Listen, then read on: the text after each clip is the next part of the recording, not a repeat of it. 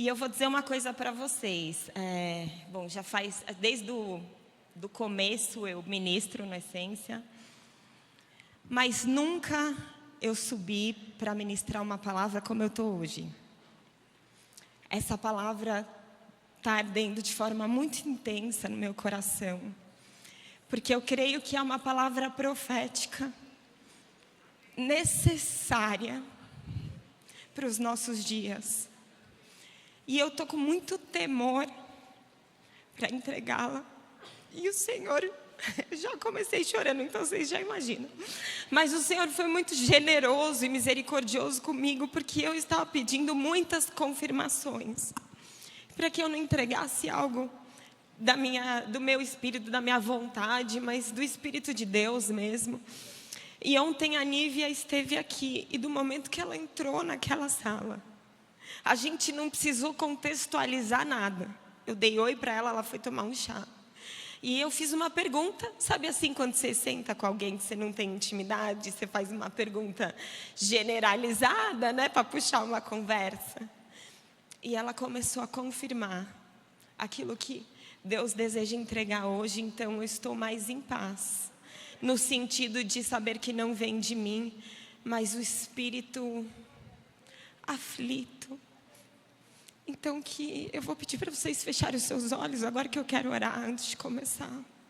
Espírito Santo de Deus, toma o seu lugar na sua igreja, porque Tu és Deus em nós. E precisamos, a igreja de Cristo da atualidade, precisa do seu mover. Então que essa manhã seja um mover sobrenatural, que vem dos céus e toca a terra, e fala e direciona e transforma, e exorta e motiva, e traz esperança que vem de Cristo, no nome de Jesus, amém. Como vocês sabem, eu sou mãe de 3 meninos, e um deles tem 1 ano e meio só, o Gael. E eu estou vivendo uma temporada, ele sempre dormia bem. Estou vivendo uma temporada que ele resolveu acordar a noite inteira. Então eu estou naquela situação que os neurônios não estão conectando direito por falta de sono. Então eu vim aqui pregar, vocês tenham misericórdia se subir uma palavra assim, eu ficar tentando pescar. Tenham misericórdia de mim, assim como Deus tem. Por que eu falo que Deus tem misericórdia? Quando eu estou numa situação assim de muita privação de sono e muita exaustão, Deus é tão bondoso que quando eu tenho que pregar, Ele simplesmente me dá o tema, sem eu precisar gastar muito tempo me derramando, orando. É a misericórdia e a graça, Ele sabe que eu não vou conseguir dar conta. E dessa vez foi assim, foi numa madrugada, durante a amamentação, o Gael ainda mama, que eu pensei, meu Deus, faltam 10 dias para a essência. O que eu vou pregar no escuro do quarto do Gael? E eu escutei algo dentro de mim respondendo. E ele disse, Nicodemos. Só isso. Nicodemos. Eu lembrei, né? Um pouco, assim, detalhes da história de Nicodemos na Bíblia, mas a partir daí eu comecei a me debruçar um pouco para entender o que é que Deus queria falar para nós nessa manhã. E o interessante, a primeira coisa que eu me perguntei ele não é um personagem principal de nenhuma circunstância, ele não tem tantas informações a respeito dele, e não é nem nada tão incrível.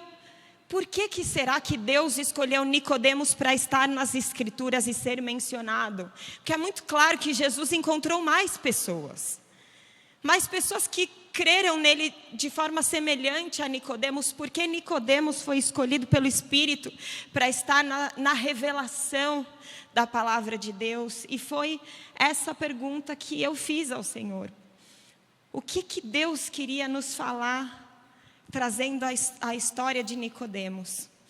Nicodemos aparece somente no Evangelho de João.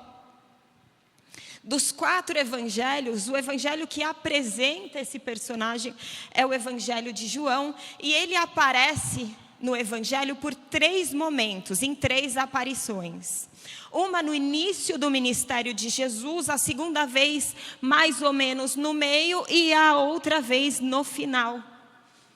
Essa pode ser uma das respostas do porquê ele estava lá. E aí então eu comecei a ler. E uma das coisas que eu pensei foi, eu não quero ler só os textos no qual Nicodemos faz parte, mas eu quero ler todo o contexto. Ler aquilo que vem antes, a história, e aquilo que conecta os 3 momentos que Nicodemos aparece na mensagem. Então eu convido vocês a olhar para um versículo que é o versículo que antecede a primeira aparição de Nicodemos na Bíblia, e ele dá então um contexto geral do que estava acontecendo nesse momento. O versículo está lá em João 2:23. Aqui, para vocês saberem, isso é o início do ministério de Jesus. No Evangelho de João, Jesus tinha feito um milagre, que é o milagre das bodas de Caná, onde ele transforma a água em vinho, naquela festa de casamento. Então, os milagres já estavam aparecendo, e esse milagre, que foi impressionante, começou então a fama de Jesus, de ser um grande operador de milagres. E aí então, em João 2:23, a palavra diz que, estando Jesus em Jerusalém, durante a festa da Páscoa, muitos creram no seu nome quando viram os sinais que ele fazia. Aqui eu fiz um highlight, grifei. Muitos creram no seu nome quando viram os sinais que ele fazia. Porém, Jesus não confiava neles, porque conhecia a todos. E não precisava que alguém lhe desse testemunho a respeito das pessoas, porque ele mesmo sabia o que era a natureza humana. A gente pode entender aqui que aquela fama e os milagres que Jesus estava fazendo no início do seu ministério já impressionou muita gente. As multidões criam no seu nome. Então, o seu nome foi ficando famoso, para aqueles que viram os milagres e para aqueles que ouviram, As notícias foram se espalhando e as pessoas falavam, existe um homem que faz coisas extraordinárias. Eles criam a partir dos sinais. Porém, Jesus, que tinha o discernimento do Espírito de forma plena, ele não ficava impressionado com o fato deles crerem. Porque aquela fé inicial, ela não tinha gerado algo capaz de impressionar a Jesus. Na Bíblia a gente vê que a fé impressiona Jesus. A fé agrada ao Senhor. Quantas vezes Jesus não falou, estou impressionado com essa fé. Não é verdade? Mas a fé desses muitos que creram não impressionava, porque Jesus conhecia a natureza humana. A natureza humana nada mais é do que o seu lado carnal, aquilo que é humano, aquilo que foi corrompido pelo pecado. E eu quero começar essa mensagem falando a respeito de 2 coisas importantes para o entendimento da fé batalhando com a natureza humana. E o que eu quero dizer é que as coisas do Espírito Santo de Deus sempre vão militar contra as coisas da sua natureza humana e de todos nós. Porém, existem 2 tipos de atuação do Espírito Santo. Um está descrito em Efésios 2, o outro está descrito em Gálatas 5. O primeiro deles, então, é a atuação do Espírito de Deus sobre um espírito ainda mortificado. Um espírito morto. Érica, como assim um espírito morto? Eu vou começar lá em Efésios 1, 13 e 14. Nele também vocês, depois que ouviram a palavra da verdade, o evangelho da salvação, tendo nele também crido, receberam o selo do Espírito Santo da promessa. E o Espírito é o penhor da nossa herança até o resgate da sua propriedade, em louvor da sua glória. Pulando aqui para o capítulo 2, que é o que eu falei, versículo 1 e 3, de 1 a 3 diz: Ele lhes deu vida quando estavam mortos. Mortos, como assim? Mortos em suas transgressões e pecados, nas quais vocês andaram noutro tempo, segundo o curso desse mundo, segundo o príncipe da potestade do ar, do espírito que agora atua nos filhos da desobediência. Entre eles também, nós todos andamos no passado, segundo as inclinações da nossa carne, fazendo a vontade da carne e dos pensamentos, e éramos por natureza, aqui está falando da natureza humana, filhos da ira, como também os demais. Aqui em Efésios 2, então, a gente entende que toda pessoa que não passou pelo processo de conversão completo, tem o seu espírito ainda morto. Por isso que você vive baseado nas transgressões e pecados da sua carne, o curso do mundo e o príncipe da potestade do ar. São os 3 poderes que vão contra o Espírito Santo. A sua carne, o mundo, o curso do mundo, a cultura do mundo, o pensamento do mundo e as trevas, o reino espiritual maligno, o príncipe da potestade do ar. Então, é nesse momento que o Espírito de Deus tem poder de gerar algo novo de fora para dentro. Já lá, o segundo momento que o Espírito milita contra a natureza humana é em Gálatas 5, quando ele atua já nos salvos, de dentro para fora. É claro que é dentro também que ele vença a nossa carne, mas ele faça do interior, onde fluem esses rios de água viva, que estão no Espírito de Deus em nós, que ele milita contra os nossos pecados, quando já somos salvos em Cristo Jesus. Gálatas 5, de 16 a 18 diz: Digo, porém, o seguinte: vivam no Espírito, e vocês jamais satisfarão os desejos da carne, porque a carne luta contra o Espírito, e o Espírito luta contra a carne, porque são opostos entre si, para que vocês não façam o que querem. Mas se são guiados pelo Espírito, vocês não estão debaixo da lei. Esses 2 entendimentos são importantes para aquilo que Deus vai ministrar hoje. Então, o Espírito de Deus sempre vai lutar contra a natureza pecaminosa do homem. Para alguns, de fora para dentro, para gerar conversão e salvação. E outros que já estão em Cristo, que já têm o selo do Espírito, ele está em você e ele continua militando contra os pecados que você tem. E deixaremos de ter quando estivermos na glória com Cristo.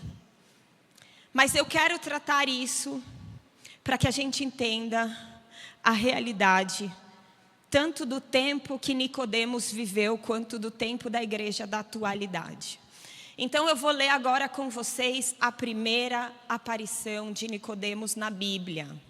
Como eu falei, ele aparece 3 vezes e essa aparição é no início do ministério de Jesus. Esse texto está em... Espera aí, eu tirei. Está em João 3, eu vou confirmar o versículo na minha Bíblia. Do versículo 1 ao versículo 15. Havia entre os fariseus um homem chamado Nicodemos, um dos principais dos judeus. Este de noite foi até Jesus e lhe disse: Rabi, sabemos que o Senhor é mestre vindo da parte de Deus, porque ninguém pode fazer esses sinais que o Senhor faz se Deus não estiver com ele. Jesus respondeu: em verdade lhe digo que se alguém não nascer de novo, não pode ver o reino de Deus. E Nicodemos perguntou: como pode um homem nascer sendo velho? Será que vai voltar ao ventre materno ou nascer uma segunda vez? E Jesus respondeu: em verdade lhe digo, quem não nascer da água e do Espírito não pode entrar no reino de Deus. O que é nascido da carne é carne, o que é nascido do Espírito, com maiúsculo, é Espírito com minúsculo. E aqui eu quero fazer um highlight breve desse texto que diz: o que é nascido da carne é carne, quer dizer, todo ser humano nasce com a natureza humana ou a carne predominando a sua natureza. Agora, aquele que nasce de novo e recebe o selo do Espírito se torna espírito vivo. Não fique admirado por eu dizer: vocês precisam nascer de novo. O vento sopra onde quer. Você ouve o barulho que ele faz, mas não sabe de onde vem nem para onde vai. Assim é todo aquele que é nascido do Espírito. Então Nicodemos perguntou: como pode ser isso? E Jesus respondeu: você é mestre de Israel. Você é mestre de Israel. Você é um líder que ensina o povo de Deus e não compreendes estas coisas. Em verdade lhe digo que nós falamos do que sabemos. Aqui o Senhor se manifestando na Trindade. Muitas vezes na Bíblia a Trindade aparece no plural e ele diz: e damos testemunha do que vimos, mas vocês não aceitam o nosso testemunho. Se vocês não creem quando falo sobre coisas terrenas, como crerão se eu lhes falar sobre as celestiais? Ora, ninguém subiu ao céu a não ser aquele que de lá desceu, o Filho do Homem. Ou seja, se você não acreditar no próprio Cristo, que mensagem, que palavra do Evangelho você vai acreditar se eu vim diretamente da parte de Deus? E assim como Moisés levantou a serpente no deserto, assim também é necessário que o Filho do Homem seja levantado, para que todo aquele que nele crê tenha vida eterna. E aqui então Jesus fala um dos textos mais conhecidos da igreja cristã. Se você não sabia para quem ele falou, que em contexto ele falou, Jesus falou para Nicodemos: porque Deus amou o mundo de tal maneira que deu seu Filho unigênito, para que todo aquele que nele crê não pereça, mas tenha a vida eterna. Porque Deus enviou o seu Filho ao mundo, não para que condenasse o mundo, mas para que o mundo fosse salvo por ele. Quem nele crê não é condenado, mas o que não crê já está condenado, porque não crê no nome do unigênito Filho de Deus. A condenação é esta: a luz veio ao mundo, mas os homens amaram mais as trevas do que a luz, porque as suas obras eram más. Pois todo aquele que pratica o mal detesta a luz e não se aproxima da luz, para que as suas obras não sejam reprovadas. Quem pratica a verdade se aproxima da luz, para que as suas obras sejam manifestas, porque são feitas em Deus. Essa é a primeira aparição de Nicodemos na Bíblia. Meu Deus, que sorte esse homem teve. Ele foi evangelizado pelo próprio Cristo. Enquanto Jesus estava falando palavras que serviriam de ensinamento de como levar a mensagem do Evangelho para a igreja por séculos e séculos, até que Jesus volte, este homem foi o homem que recebeu essas palavras do próprio Jesus. E eu quero perguntar: quem era esse Nicodemos? Como diz no versículo 1, um dos principais dos judeus. Biblicamente a gente sabe que ele era fariseu e membro do Sinédrio. Esse homem, ele era rico e poderoso. Ele era um homem muito estudioso, muito conhecedor das Escrituras. Estava num lugar de poder, ele tinha muito a perder, né, se ele entrasse num problema com o grupo de fariseus. Apesar dele estar numa posição de ser alguém influenciador, ele também estava numa posição onde ele tinha muito a perder. E aí então imagina, Jesus se levanta no seu ministério, começa a fazer milagres e aquele homem está ouvindo dizer o que esse homem Jesus fazia. Como que foi esse encontro de Nicodemos com Jesus? O versículo 2 diz que foi de noite. Isso quer dizer que o apóstolo João quis deixar bem claro que Nicodemos quis encontrar Jesus escondido, secretamente, porque Nicodemos temia ser visto com ele. Apesar de crer que ele deveria ser da parte de Deus por conta dos milagres que ele fazia. Qual o pronome de tratamento que Nicodemos usou? Rabi. Rabi é um pronome de tratamento que significa meu mestre. Isso indica o reconhecimento de autoridade espiritual a partir do ensinamento nas Escrituras. Gente, para os fariseus, o ensino das Escrituras era algo central naquilo que eles tratavam como importante para a posição no judaísmo, ainda mais como fariseu. Eles queriam se dizer muito sabedores da lei. Agora, para um mestre que já estava numa posição de ensino, chamar o outro de meu mestre, era um reconhecimento de autoridade. E foi assim que Nicodemos chamou Jesus. Fazendo adendo aqui que não são todos que chamaram Jesus de Rabi, que realmente eram seguidores sinceros. Vi de Judas, que também chamou Jesus de meu mestre.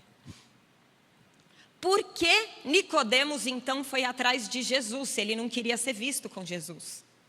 No versículo 2 diz que Nicodemos falou o seguinte: sabemos que o Senhor é mestre vindo da parte de Deus, porque ninguém pode fazer sinais que o Senhor faz se Deus não estiver com ele. Prestem atenção, ele não falou, Jesus, eu sei que o Senhor é mestre, que vem da parte de Deus. Ele disse, sabemos, no plural.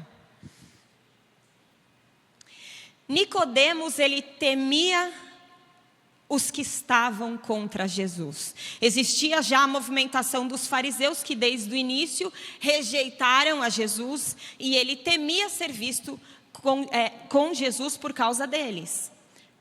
Porém, ele se apoiava no fato de que existia um grupo de pessoas que admiravam o poder que Cristo manifestava. E aqui, quando ele chega para Jesus, ele se coloca como parte desse grupo. Então, prestem atenção. Por causa do grupo de fariseus que eram contra de Jesus, ele foi falar com ele de noite secretamente. Porém, ao se apresentar, ele diz, Rabi, nós sabemos que o Senhor vem da parte de Deus por causa dos sinais que faz. Ou seja, ele está dizendo aqui, eu faço parte do grupo dos que creem. Lembrando que no versículo anterior a esse encontro, a Bíblia diz que muitos creram. Provavelmente ele está se colocando nesse grupo, dos muitos que creram. E tem outra palavra que nós precisamos nos atentar. A razão desse encontro eram os sinais. Então, por que Nicodemos quis falar com esse homem? Por causa dos seus sinais.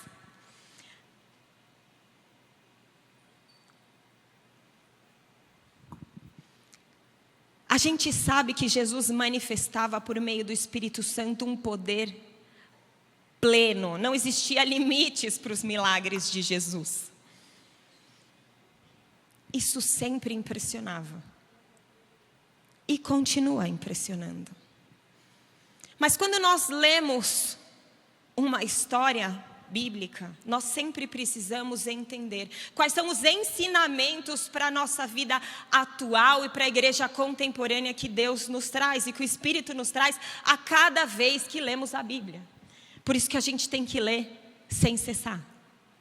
Acabou de ler a Bíblia inteira, começa de novo. Acabou, começa de novo.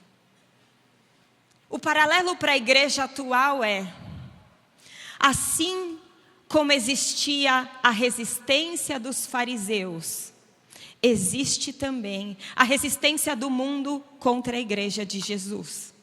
Mas assim como existiam esses muitos que sabiam que Jesus devia vir da parte de Deus por causa dos sinais, por isso que Nicodemos falou, sabemos, também existe uma comunidade atrativa dentro da igreja que pode ser a razão de alguém querer fazer parte. Isso é positivo? É. Isso pode levar uma pessoa a entrar na igreja, conhecer o evangelho e se converter. Por outro lado, existe um fator que infla as igrejas de pessoas não comprometidas com o evangelho. Então preste atenção no que eu estou falando. Assim como Nicodemos, ele se apoiou no fato de que existia um movimento para crer em Jesus, e ele entrou então em contato com Jesus dizendo que ele fazia parte dos que criam. Nos dias de hoje a igreja enfrenta uma circunstância muito semelhante. Existe a ridicularização do evangelho por meio do mundo. Porém existe um grande crescimento da igreja cristã em número no Brasil. Existem pesquisas que dizem que em 10 anos a igreja do Brasil vai chegar em 50%. Um dia a igreja terá metade. Eu não sei se é 10 ou se eu estou falando, eu não sei, mas não é num período muito longo. A igreja está avançando. Porém, nós precisamos saber que quanto mais atrativo, convidativo e tudo bem for ser cristão, mais pessoas estarão no nosso meio aproveitando o quê? Os sinais. Então aqui eu quero falar outro paralelo para a igreja atual. Quando a Bíblia diz que ele foi procurar Jesus por causa dos sinais, e que muitos criam por causa dos sinais, aqui a gente pode entender a atração de um não cristão pelos benefícios da manifestação do poder. Esse é um pensamento profundo e eu espero que vocês entendam o que eu estou dizendo. Um não cristão se atrai para a igreja de Cristo por causa da manifestação do poder de Deus. Curas, milagres, descanso emocional, prosperidade, sabedoria, a lista é infindável. Porém, se quando ele estiver na comunidade cristã, não houver uma conversão verdadeira, teremos uma igreja inflada de pessoas que estão por conveniência e não manifestam o reino de Deus. Érica, você está dizendo que é possível alguém frequentar uma igreja e não ser convertido? Sim. Então vamos continuar na história de Nicodemos. Um outro versículo nessa primeira aparição que eu quero trazer a reflexão a vocês. É aquilo que ele falou em João 3,8. Jesus, o vento sopra onde quer. Você ouve o barulho que ele faz, mas não sabe de onde vem, nem para onde vai. Assim é todo aquele nascido do Espírito.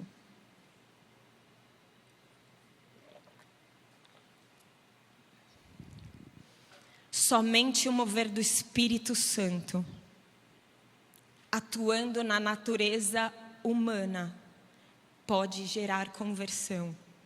E eu não quis falar a partir da minha própria reflexão sobre esse texto, mas eu fui estudar o pensamento dos pais da igreja ao longo desses anos, homens que foram grandes mestres do ensino cristão. Agostinho, Tomás de Aquino, Martinho Lutero, João Calvino, outros líderes contemporâneos. O que eles dizem a respeito desse mover do Espírito? Ele é soberano, invisível, e o novo nascimento é obra exclusiva da graça da parte do Espírito Santo. Agostinho falou. A salvação é obra do Espírito, Martinho Lutero. O ventre sopra livremente e o novo nascimento é mistério reconhecido pelos seus efeitos. João Calvino, prestem atenção. Nós podemos entender muitas coisas a respeito do ser humano, mas tem algo que nós não podemos entender com clareza. É um mistério da obra do Espírito Santo sobre a natureza de cada indivíduo. E o mistério da ação do Espírito Santo a cada avivamento que ele gera nas igrejas ao longo dos séculos. Porque em alguns momentos a igreja para o avançar, cresce o avançar, inflam, se desviam, voltam.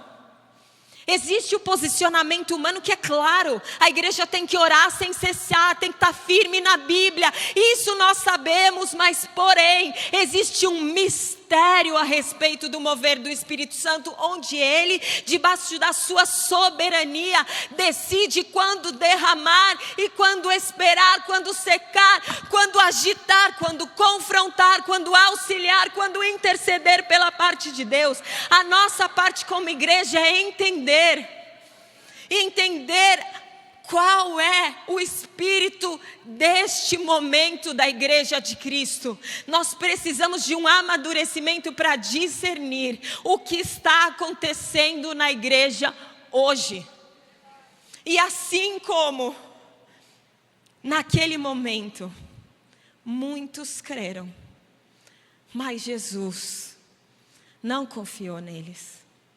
Aquela fé não agradou, porque ele conseguia ver algo a respeito da natureza humana. Vocês conseguem se colocar no lugar de Nicodemos, recebendo essas palavras do próprio Jesus, que movia pelo Espírito Santo de Deus? O que é que foi que ele fez depois de ouvir esse discurso de salvação? O que é que ele respondeu? Nada. Silêncio. Após o discurso de Jesus, na Escritura a gente vê silêncio. Não sabemos ao certo se Nicodemos se silenciou após ouvir o próprio Filho de Deus narrando o plano de salvação. Mas a Bíblia se silenciou. Nada aconteceu de válido para ser registrado pelo apóstolo João, inspirado pelo Espírito. Então a gente fica com esse silêncio. Início do ministério de Jesus, presença do Filho de Deus, mensagem do plano de salvação e Nicodemos, silêncio. Vamos então agora para mais ou menos 1 ano e meio depois deste primeiro encontro, quando Nicodemos aparece na Bíblia novamente. E como eu fiz da primeira vez, eu quero contextualizar um pouco. Jesus já tinha feito muito mais milagre. Gente, você pode ler 100 vezes os evangelhos. As 100 vezes você tem que se impressionar com como ele operava o sobrenatural de Deus. E é lógico que todos se impressionavam. E lendo debaixo do que o Espírito está me falando nessa mensagem, eu percebi uma coisa que nunca tinha saltado aos meus olhos. Existe um ciclo que se repete sutilmente algumas vezes nos evangelhos, que é o seguinte: Jesus opera um milagre impressionante. Muitos creem. Vou dar um exemplo. Quando Jesus multiplicou pães e peixes, milhares de pessoas foram alimentadas por 5 pães e 2 peixes. E sobraram 12 cestos cheios. Você consegue se imaginar vivenciando isso? Seres humanos como eu e você vivenciaram. E eles ficaram impressionadíssimos. Ao ver aquilo, muitos creram. Então Jesus começa a trazer uma mensagem importantíssima a respeito de salvação, que é: eu sou o pão da vida. Ele sempre usa algo a respeito daquele momento para trazer a mensagem do reino, a mensagem da salvação. E ele diz então: eu sou o pão da vida.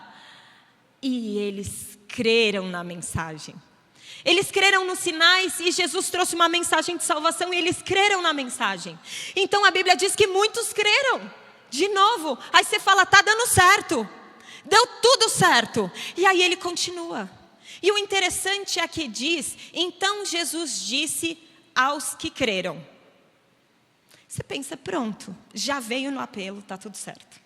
Entendeu? Eles foram no apelo, eles tomaram a ceia com Jesus, eles já aceitaram Jesus, eles já fizeram o cursinho do batismo. Pronto, está tudo certo, está tudo encaminhado, deu certo. Só que aí Jesus continua a conversa. Para quê? Já tinha dado certo. Aí ele fala, então, precisa comer da minha carne e beber do meu sangue. Aí eles começam, o quê? Comer da minha carne e beber do meu sangue. E judeu era literal, então ele já estava imaginando todo mundo canibal. Aí tá bom, esse cara multiplica pão e peixe, mas ele é louco. Deve ser um louco super poderoso. Eu acho que eu não creio mais. E aí adivinha só. Aqueles homens que tinham sido surpreendidos pelo poder e crido numa mensagem palatável, descreram na mensagem amarga. Então eles dizem, é por isso que a gente diz que você é samaritano e tem demônio. Lembrei agora o que acontecia antes. Eu dizia que você é samaritano, tem demônio, não é possível. E rejeitaram. Mas não só os que tinham crido naquele milagre rejeitaram, os próprios discípulos começaram a abandonar Jesus nesse discurso, onde ele disse que tinha que comer a carne dele e beber do sangue. E a Bíblia diz que muitos discípulos pararam de seguir Jesus. Jesus correu atrás deles? Não. Olhou para os 12 e disse, se vocês quiserem ir embora agora também pode ir. Tem alguém que quer ir embora? Vai. Porque uma coisa eu vim fazer. Trazer uma mensagem completa, da qual eu não abro mão. Se você quiser ficar, fique. Se não quiser, está livre para ir.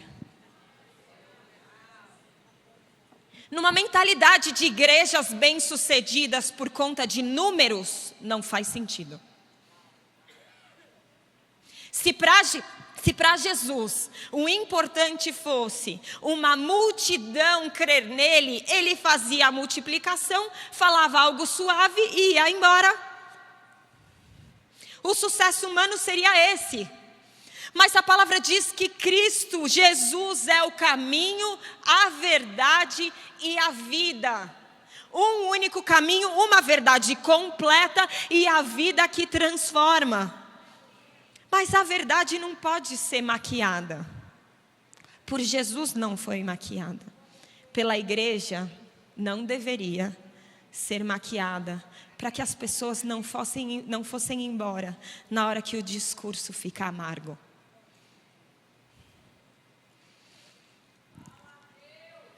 É nesse contexto que os fariseus começaram a ter muito mais raiva dele. Porque não só os sinais se intensificaram, mas a mensagem se intensificou. E ele começou a se apresentar como filho de Deus que tira o pecado do mundo, que perdoa pecados. E os fariseus que odiavam ele no início do ministério, odiavam 100 vezes mais naquele segundo encontro, segunda aparição de Nicodemos na Bíblia. 1 ano e meio depois, no meio do ministério de Jesus. Os fariseus já queriam prender ele, matar ele, mas ninguém tinha coragem. Por quê? Porque temiam os judeus. Já tinha um monte de gente que queria ver a operação dos milagres. Gostavam. Imagina, naquela época, a saúde não era o que é hoje, não tinha tecnologia. Você pegava uma doença, você morria.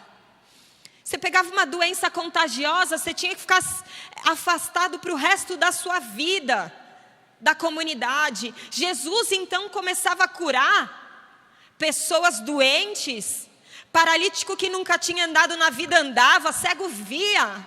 É lógico que eles queriam se beneficiar daquilo. E os fariseus tinham medo de mandar matar ele e dar problema. Então ninguém tinha coragem. Mas os fariseus, então, pegaram guardas e mandaram prender Jesus longe deles, para que não fossem eles os culpados. E a gente chega, então, no texto da segunda aparição de Nicodemos na Bíblia, que está em João 7, de 45 a 52.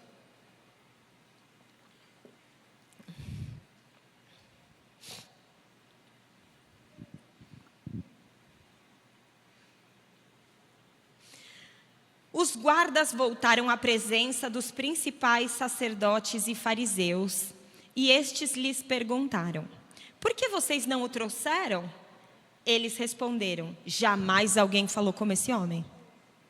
Os fariseus disseram aos guardas: será que vocês também foram enganados? Vocês, guardas, foram enganados. E aí eles olham entre si. Por acaso alguma das autoridades ou algum dos fariseus creu nele? Então eles se olham. Líderes fariseus, Nicodemos estava entre eles. E um deles pergunta então: tá, os guardas já estão sendo convencidos, tem alguém aqui que acreditou nele?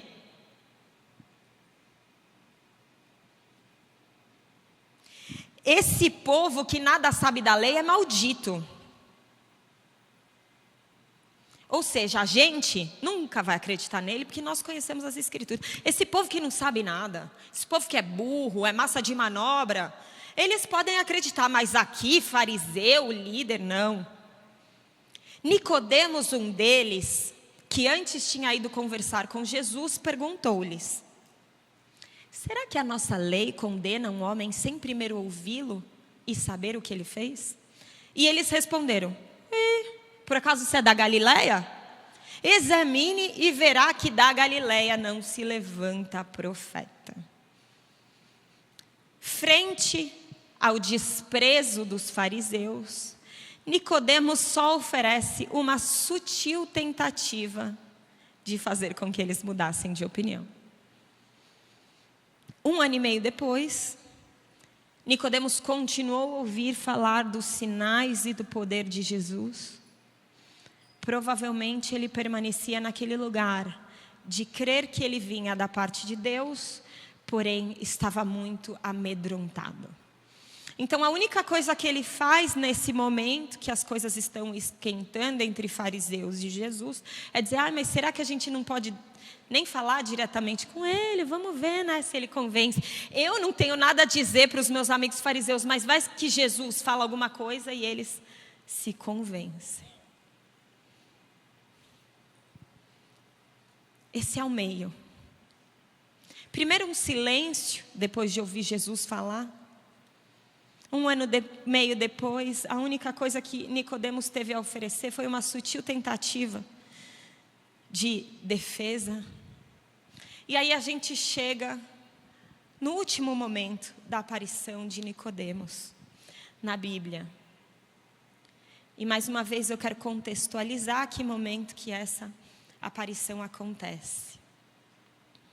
Jesus tem seu ministério completado por 3 anos. Então chega o seu momento de obediência absoluta perante o Pai. Ele não morre porque eles mataram, porque os fariseus venceram de maneira nenhuma.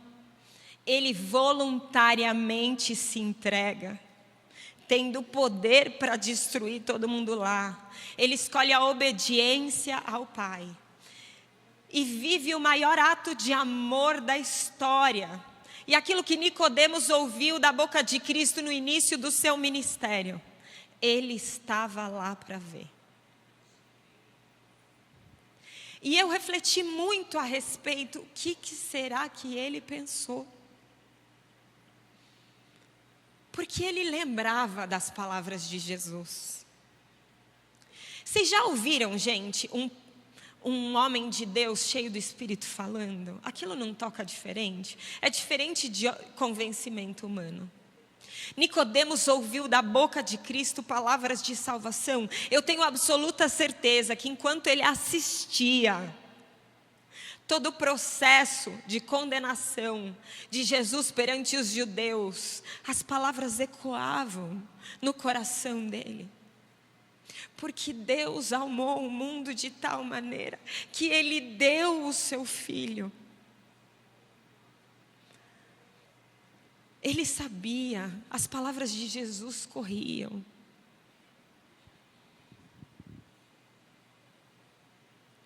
E ele vê Jesus sendo crucificado.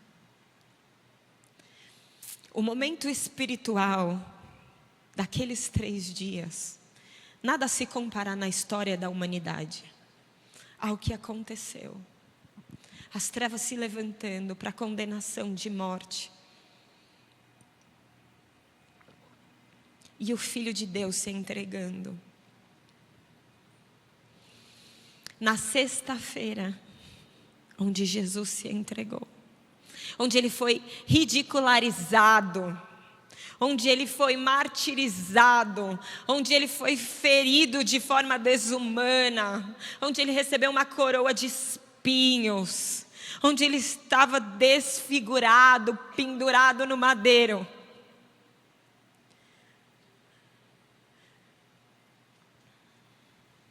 Nicodemos estava lá e ele presenciou.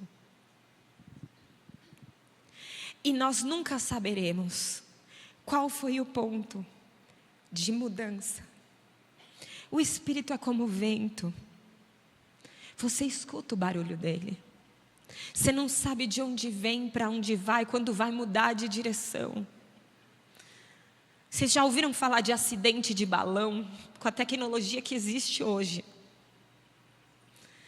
Existem balões que caem porque do nada o vento mudou. Ninguém sabe para onde vem, de onde vem, para onde vai. Mas você vê os sinais da sua movimentação. E a gente não sabe quando foi que esse vento virou. Porque Espírito é soberano para salvar. Não é obra do livre-arbítrio, apesar de eu acreditar no livre-arbítrio. A conversão é obra do Santo Espírito de Deus. Para aquele que de forma não sabemos o que, a partir da presciência do Senhor, nos predestinou. E aquele homem que silenciou perante as palavras de salvação do próprio Cristo, vê de camarote ele ser condenado, Pôncio Pilatos condenando, lavando as mãos, o povo escolhendo um bandido para soltar e deixar Jesus preso, condenado à morte de cruz, e ele vê, e eu não sei que momento o Espírito Santo virou esse vento na vida dele, mas a gente vê os frutos dessa mudança, quando nós lemos em João 19, de 38 a 42, que diz, após a morte de Jesus, José de Arimateia, que era discípulo de Jesus, ainda que em segredo, porque tinha medo dos judeus, aqui mais um, que tinha medo e se tornou discípulo secretamente. Nicodemos, a Bíblia não fala que era discípulo, tá? Ele foi conversar com Jesus. Ele pediu a Pilatos permissão para tirar o corpo de Jesus. E Pilatos deu a permissão. Então José de Arimateia foi e retirou o corpo de Jesus. E Nicodemos, aquele que anteriormente tinha ido falar com Jesus à noite, também foi, levando cerca de 35 quilos de um composto de mirra e aloés. Tomaram, pois, o corpo de Jesus e envolveram em lençóis com os óleos aromáticos, como é de costume entre os judeus na preparação para o sepultamento. No lugar onde Jesus foi crucificado havia um jardim. Nesse jardim havia um túmulo novo, no qual ninguém ainda tinha sido colocado. Ali, por causa da preparação dos judeus e porque o túmulo ficava perto, colocaram o corpo de Jesus. O apóstolo João faz questão de escrever nessa aparição de Nicodemos, a última delas. E Nicodemos, aquele que tinha ido falar com Jesus à noite. Aqui, presta atenção, não fala Nicodemos, o principal dos judeus fariseu. Ele fala Nicodemos, o que foi falar com ele à noite. Aqui o título do Nicodemos não era Nicodemos o importante, era Nicodemos o arregão. Sabe aquele que foi medroso no começo? Ele apareceu no final. E ele não apareceu de noite. À luz do dia, na frente dos guardas, na frente de alguns que ridicularizaram que ainda estavam por lá, alguns que estavam de olho para ver o que ia acontecer. Ele estava lá. E ele não teve qualquer função. Nicodemos aqui apresenta o fruto da sua salvação. O fruto da salvação de Nicodemos, a Bíblia descreve como 35 quilos de mirra e aloés. Eu quero dizer um pouco para vocês o que é que significa isso. Mirra e aloés eram óleos caros, importantes, com significado ritual e espiritual. Tinham uma grande importância para o judeu. Esses óleos, eles eram usados para perfume, como a gente vê em Êxodo, em Esther. Esther foi preparada por um ano inteiro usando óleos. Mas em Êxodo é muito marcante como mirra era usado como um óleo santificador de todos os itens do tabernáculo. Tudo precisou ser ungido para que se tornasse santo por um óleo de mirra.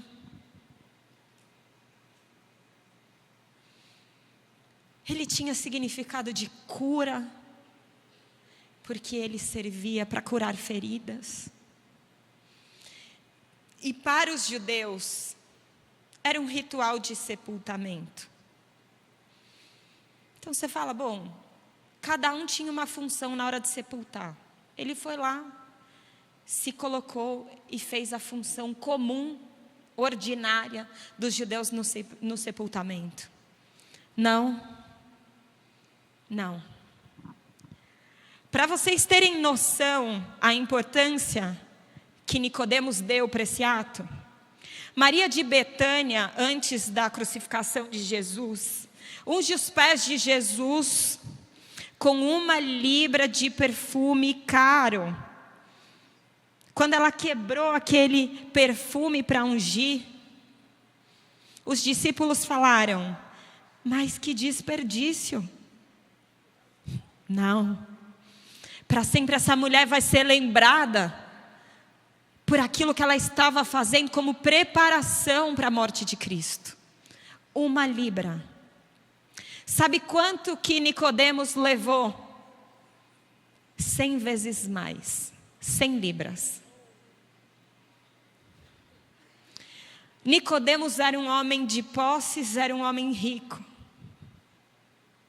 E Nicodemos não entregou a Jesus quando ouviu suas palavras de salvação. Ele não entregou naquele momento os seus dias, a sua vida.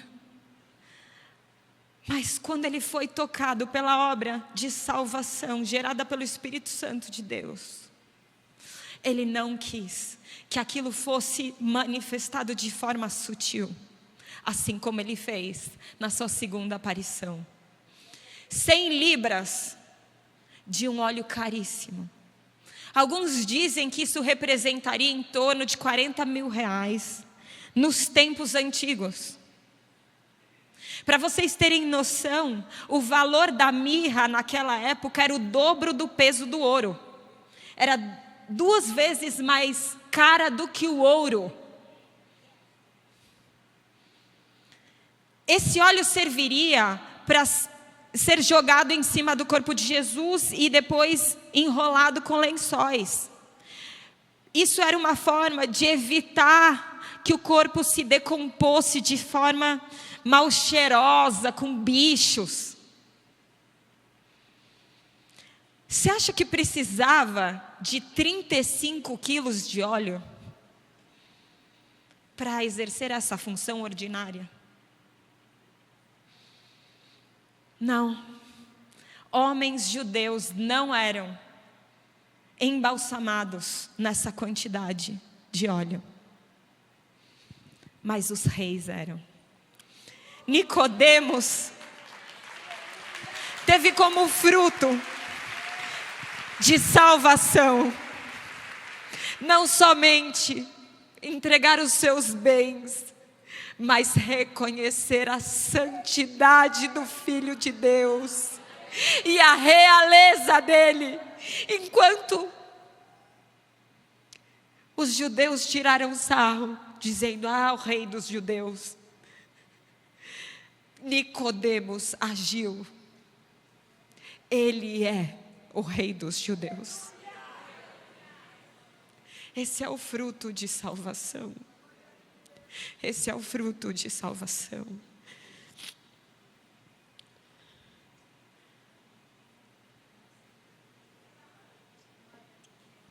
A minha mensagem para essa manhã é um chamado para vocês, mulheres. O que eu quero dizer para vocês é que quando eu vejo o mover que o Senhor faz no meio de vocês, eu percebo que vocês não são a média da nossa igreja hoje. Foi sério quando eu falei no início da palavra que quando eu venho aqui é como se eu visse um exército se unindo, porque são muitas mulheres fiéis, dedicadas, com frutos de salvação que estão aqui. Mas essa não é a realidade da nossa igreja e da igreja do Brasil e da igreja do mundo. A igreja do Brasil está crescendo, mas estamos vendo uma igreja de pessoas que dizem: nós cremos, que vêm para cá por causa dos benefícios do Evangelho. Uma comunidade que vai fazer bem para os meus filhos, eles vão orar pela minha cura, eles vão me trazer mensagens que me ajudam no meu emocional. Mas Deus nos livre de uma igreja que vai ter a cultura do reino maculada, porque temos pessoas que não têm o selo do Santo Espírito como penhor da sua salvação. O que o Espírito me disse é: precisa haver um mover do Espírito para a salvação dentro da igreja. Pessoas que estão aqui, servem no ministério, lideram. Não, Érica, lideram não. Lideram. Jovens.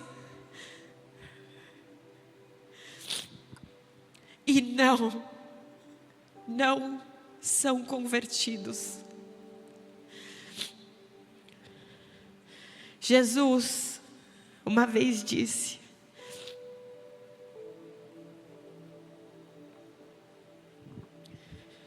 quando ele estava falando que ele ia morrer para os seus discípulos, e aí Pedro fala: não vamos deixar isso acontecer. Ele fala: arreda-te de mim, Satanás. Ele diz o seguinte logo após: se alguém quer vir após mim, negue a si mesmo, tome a sua cruz e siga-me. Porque quem quiser salvar a sua vida, a perderá. E quem perder a sua vida por minha causa, esse a achará. De que adianta uma vida ganhar o mundo inteiro e perder a sua alma? Ou que dará uma pessoa em troca da sua alma? Porque o Filho do Homem há de vir da glória do seu Pai com os seus anjos, e então retribuirá a cada um conforme as suas obras. Em verdade lhes digo que dos que aqui se encontram, existem alguns que não passarão pela morte até que vejam o Filho do Homem vir do seu reino. Eu quero dizer para vocês, essa mensagem de negar-se a si mesmo, de pegar a sua cruz, de seguir a Cristo verdadeiramente, está se afastando da igreja do Senhor. Mulheres, vocês que carregam o selo do Espírito, vocês precisam chorar para que haja salvação daqueles que estão no nosso meio, dos seus filhos. Quem aqui é mãe ou avó de filhos entre 14 e 30 anos? Fique de pé. 14 e 30.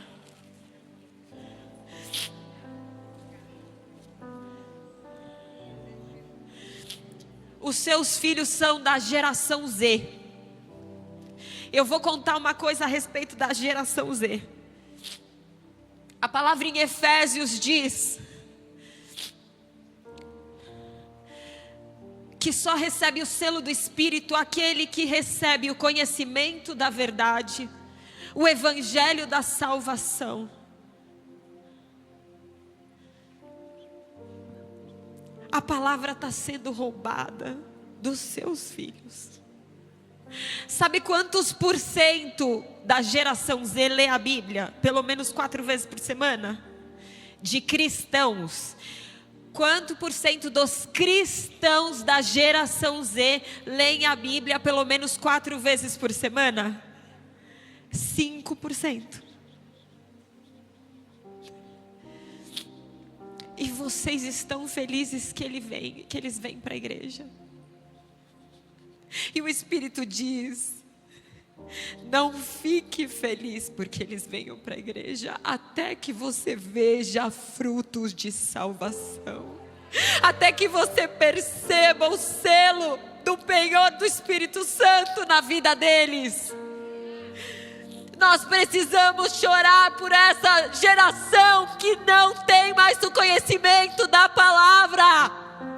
E as igrejas estão mantendo a verdade rasa e palatável, estão roubando dos seus filhos a verdade dura de negar-se a si mesmo. Vocês precisam clamar misericórdia do Espírito Santo para moverem avivamento de salvação no nosso meio.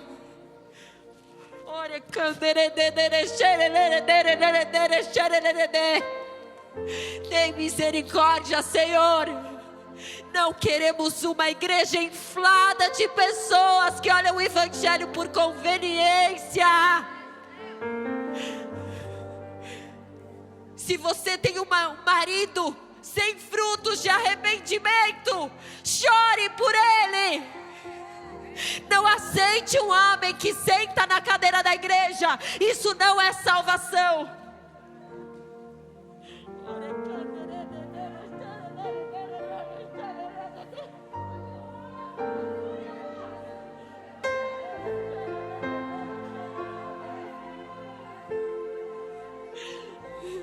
Nós não queremos, Senhor Deus, uma igreja grande de fachada, uma igreja maculada na cultura do reino, porque aceitamos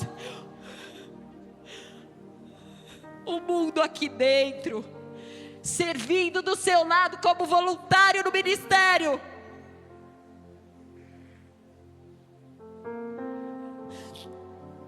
Não aceitaremos mais. A salvação não é estar aqui na igreja. Onde está o reino de Deus? No meio de 4 paredes, não em nós. Mas o Espírito diz: eu não estou em muitos que estão no meio de vocês. A porcentagem do joio cresce no meio da igreja do Brasil. A mensagem precisa ser pregada na sua totalidade. A mensagem não precisa ser roubada, não pode ser roubada. Vocês têm o dever, como mães, avós, dessa nova geração que vai ser os líderes da igreja daqui 10, 15 anos. Vocês têm o dever de ensinar o que é ser um cristão e chorar para que o vento sopre, porque o homem não pode gerar salvação. Não há palavra de convencimento sem o vento do Espírito, soberano, invisível, mas que mostra os seus frutos. Uma igreja carnal, superficial, que aceita qualquer evangelho de bem-estar. Nós não fomos chamados para um evangelho de bem-estar, mas um evangelho de negue-se a si mesmo, tome a sua cruz e siga-me. Os seus filhos estão sendo roubados pelas ideologias desse mundo, porque falta o selo do Espírito, mas ainda há tempo. Ainda há tempo por clamar por avivamento. Esse é o avivamento que Deus quer. É o avivamento de salvação. Aqueles que veem os sinais e querem, escutam a mensagem palatável e querem, e escutam a mensagem dura e querem. No nome de Jesus, Senhor, tira essa superficialidade maldita do nosso meio. No nome de Jesus.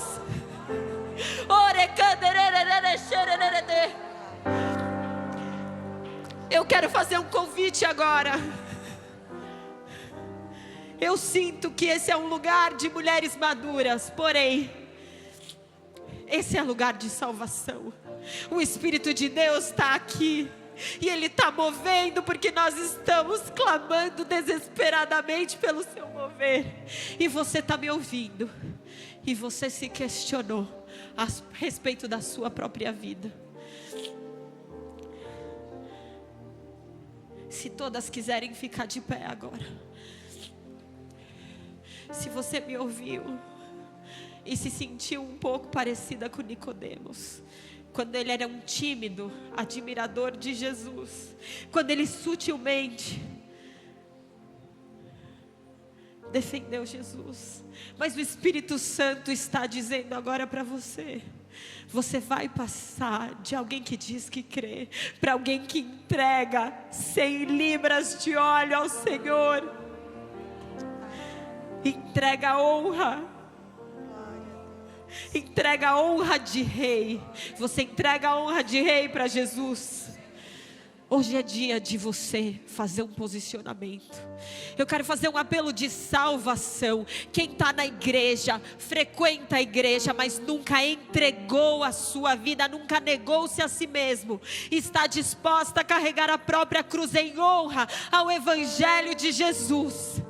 Quem nunca fez isso, quem não vive para Deus e quer viver a partir de agora. Érica, eu não quero vir porque eu sou líder do time do voluntário. Não importa. Não importa o que você faz nessa igreja. O importante é que o Espírito mova, o vento mova. Deixe Ele te levar. Eu quero fazer um convite. Alguém aqui gostaria de se converter completamente ao Senhor? Vem à frente. Há um mover de conversão genuína. Se você duvida, se você tem o selo do Espírito Santo, vem agora para a frente. Não importa se você está há 30 anos na igreja, não importa.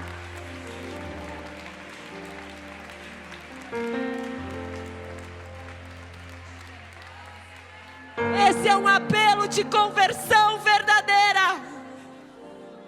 Aqueles que querem tudo, estão dispostos a entregar tudo. Quem quer entregar a sua vida para Jesus de forma verdadeira, Espírito Santo move. Não deixe de vir por vergonha, venha.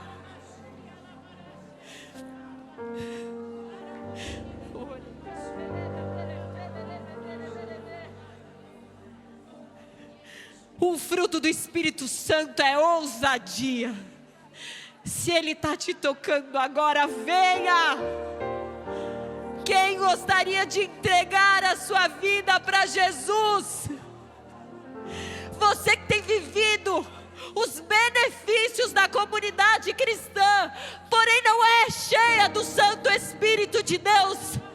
E você quer hoje publicamente dizer: eu quero entregar aos pés do meu Senhor a honra de Rei da minha vida. Vem à frente. Eu vou chamar a Eixla agora, para que nesse momento de adoração, esse mover de salvação genuína se mova no nosso meio. Não deixe de vir por medo ou insegurança. Venha. E você que está no seu lugar, agora é hora de clamar como igreja por um mover verdadeiro do Santo Espírito de Deus.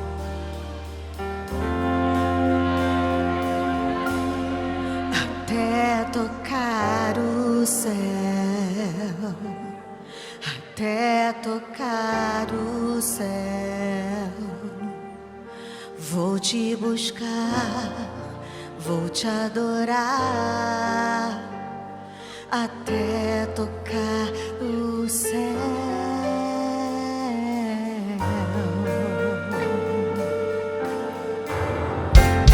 É tempo de vigiar e orar, é tempo de buscar a face de Deus, é tempo de receber a sua direção e o seu poder. É tempo de se levantar e agir, é tempo de ampliar a visão, é tempo de se arrepender e clamar pelo seu perdão. É tempo de viver a realidade de uma vida de temor e santidade, com os olhos espirituais abertos, pois a vinda de Jesus está muito perto. É tempo de parar de murmurar e abrir a boca para abençoar, porque somos os profetas desse tempo, somos a geração do avivamento, geração que renuncia ao pecado, mas ama o pecado, geração que abre mão de tudo por causa do Senhor, geração que não tolera Jezabel, geração que ora como Daniel, geração que busca Deus até tocar o céu, até tocar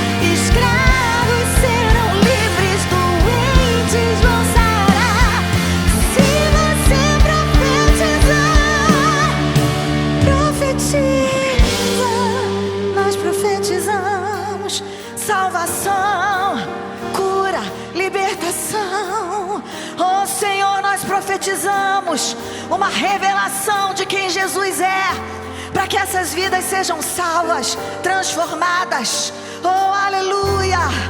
Profetiza. Levanta a tua mão e profetiza, igreja. Se levanta como um exército nessa manhã e profetiza. Oh, nós profetizamos, Senhor, vida eterna. Que caiam as escamas dos olhos, que caiam as escamas dos olhos. Aleluia, aleluia.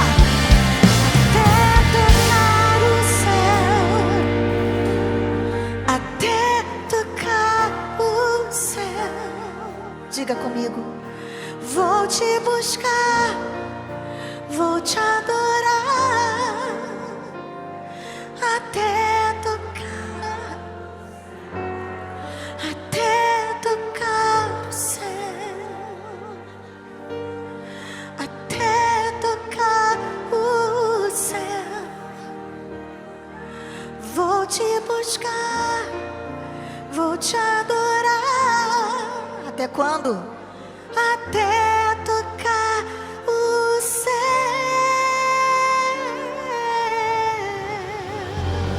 Glória a Deus. Aleluia.